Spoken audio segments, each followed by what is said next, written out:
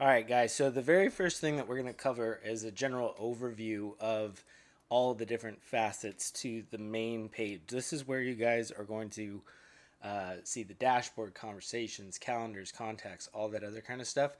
So I want to kind of point out where different things are, just so that way you can access them.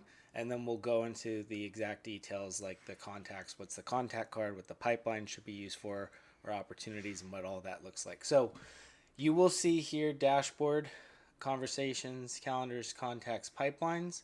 My thing that I'm going to tell you guys, the three things that you're going to be using right away are going to be contacts, pipelines, and conversations. Okay.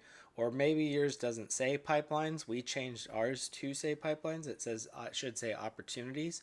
So think of COC or CPC. So you're going to live inside of conversations, contacts, and pipelines. Okay. And as you see, there's a bunch of different stuff down here that I've personally added into my system, like marketing tabs. You might see marketing templates. This is where we will build various things like email templates and social planner, the social media tools. Don't worry about this stuff right away. This is something that you will be utilizing down the road. Okay. We have our automation tab, and this is where a lot of our automations will be built. We're not going to get too much into this right away, but just remember the system has a ton of automation tools that can be used to help you build and scale. When we build automations, we will be building them inside of this automation tab here. Okay. We have our website. So websites are going to be your funnels, your websites, our QR codes, our forms and surveys. So anything having to do with a website is going to be located right here. We have our media storage, and this is where we house the pictures and images that we use for either the social media tool or our sites and funnels. So again, you will be uploading different things here in order to use it as the brand assets.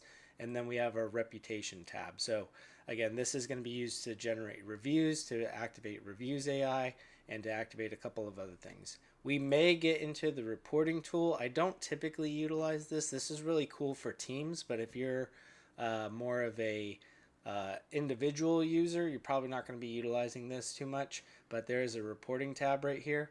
And lastly, there is what's called the app marketplace. There are a ton of different apps that you guys can use. These are built by other GoHighLevel users.